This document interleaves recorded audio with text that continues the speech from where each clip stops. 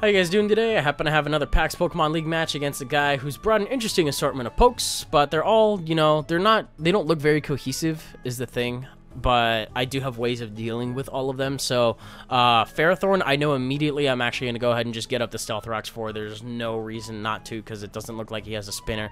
He has a potential defogger in the form of Latios, but, you know, I can just Thunder Wave it while it does that, and then we just kind of go from there. So, Umbreon, I have Justified Gallade, and I have Scissor for, so I'm not worried about it. I also have Entei, if need be. Gliscor, I have HPS Thundurus, I have Starmie. Ferrothorn can 1v1 it pretty easily if it's the sub-Toxic Protect variant. Greninja I hate dealing with, but I've got a few priority move users, and I also have Thundurus that can priority T-Wave it. Latios, I'll deal with it when I come, and then Drifblim, I'm actually going to have to deal with it right now. So, he leads off with Drifblim, I'm going to go and lead off with Ferrothorn, and like I said, I did want to get the Stealth Rocks up first. What the hell kind of bullshit? There is a very, very different mood and ambiance to when you play somebody on Wi-Fi that does this versus when you play somebody less than 3 feet in front of your face with this. And it is so hard. It is so hard to keep a professional face about it. But the thing is evasion-based moves do not facilitate the environment that the PAX Pokemon League is all about, and that's why it's against the rule set that's on their website. I'm not actually even going to talk about like the first 15 turns of this game because it's just me missing attacks. So with that in mind, it's number 8 in the rule set. It says you can't use evasion-based boosting moves like Minimize and Double Team explicitly. So I have a couple of options here as a gym leader.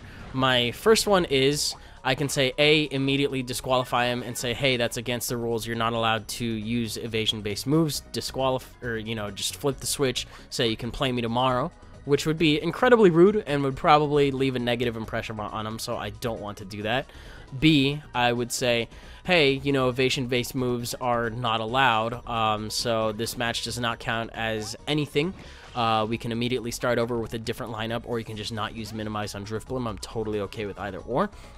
Or C, I can play it out, win or lose. You know, if he lost, I would just tell him at that point, hey, you know what, this is not allowed. If he won, I would have given him my badge, and then I would have said, hey, you know what, this is not allowed. At the end of the game, regardless, I would have said, hey, you know what, evasion-based moves are not allowed. And then immediately after the game, I went and told leaders as well. I was like, hey, if he uses Minimize Drifblim on you, if he has Drifblim on the roster, you have to tell him that Minimize is not allowed, because he did that twice on me. So I went and did that immediately after the game. But during the game, as you can see, that Drifblim should have been thwarted a few times over, clearly. I Thunder Waved it, I Sacred Fired it, I probably attempted that like 3 times, and I even tried to Extreme Speed Latios right now just to try to get some chip damage on the sub.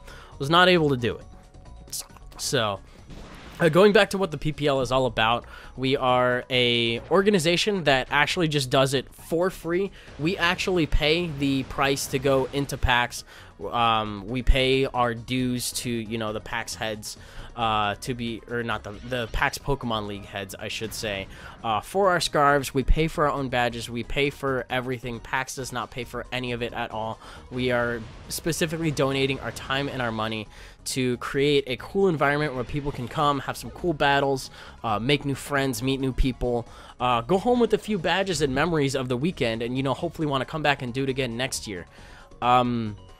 Minimize Drifblim does not go well with any of those goals whatsoever.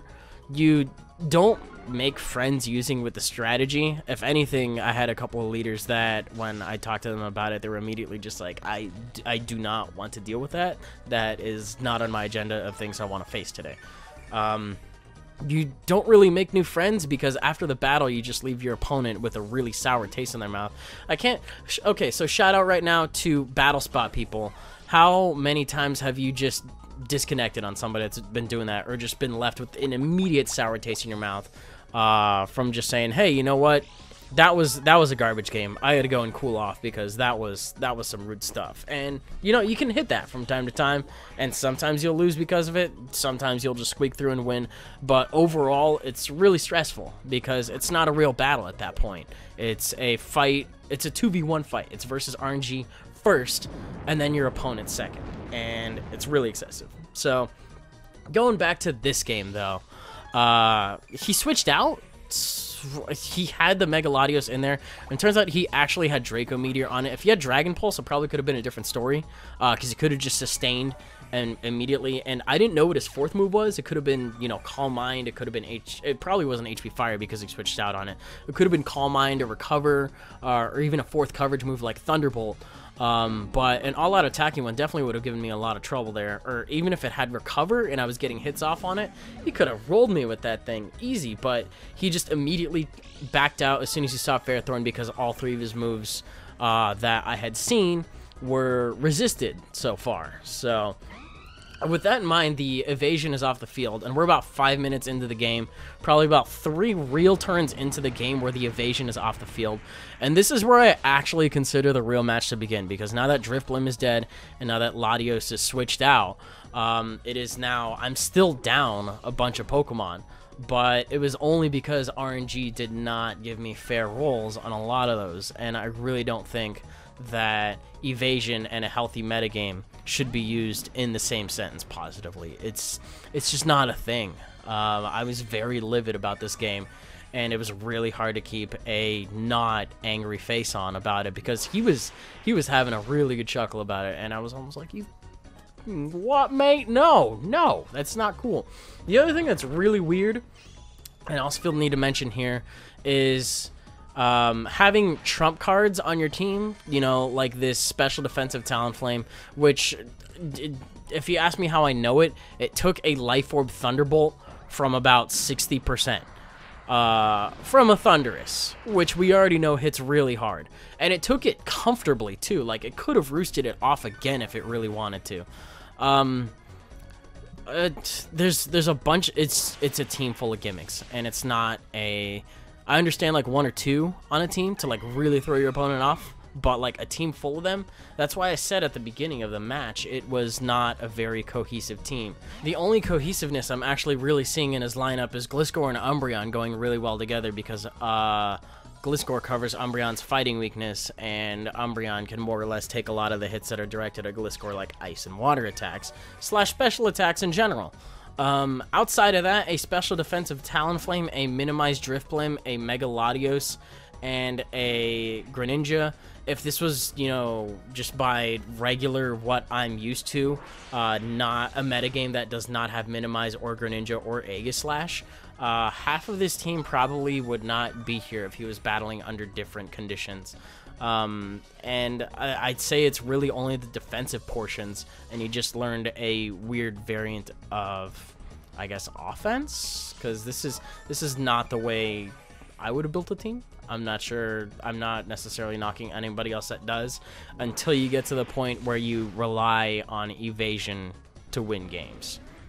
Slap on the wrist for anybody that does. You're better than that, I promise. Like, out of all the flavors in the world after a game you're gonna have with your opponent, and you're gonna choose salt as the desired outcome for all of these, I really hope you brought enough water, because you are flinging yourself headfirst into a salt mine by going that route. By the way, that is actually the only, like, one real good stroke of luck I had that we're actually at the full para on his Greninja. So, it wasn't even a threat at all. You know, go figure, a favorable dice roll. I actually think he complained. He complained about the paralysis on his Greninja, too. Do you guys see what's wrong with that statement there? A man who uses a minimized Drifblim complaining about a 25% odds of paralysis happening on his Greninja. I just... Oh man, this was a definite hard one to stomach here. But, you know, if he had played differently back there and he had Flare Blitz Thundurus instead, I would definitely not have the HP to sustain this situation. But instead, I'm actually just going to be able to, you know, T-Bolt and HP Ice my way to victory. So... that was a rough one. That was a super rough one. Forgive the tangent there. I really get heated. And after the game, I sat him down. Because ordinarily, I give out my badge to people that are able to take out, I think it's like 4 of mine, but I don't think I even showed Gallade. Did Scizor die? I'm pretty sure Scizor died trying to take out Latios. We didn't see Starmie either. So that was still a technical... what was that? 3-0 4-0, something like that. I don't know. But he didn't earn the badge. I told him immediately after, hey, these kinds of moves are against the rule set. They're not kosher, so you're going to have to bring something else. And that was the last I had heard of him. And, oh my god, I'm actually in a worse mood in this narration than when I started, but I really wanted to upload that and just kind of get that off my chest, because that happened in the weekend, and that was somebody I actually had to, you know, sit across from and deal with. It was rough. It was not enjoyable, but getting it off my chest actually is. So with that in mind, I will see you guys on the next video. Later.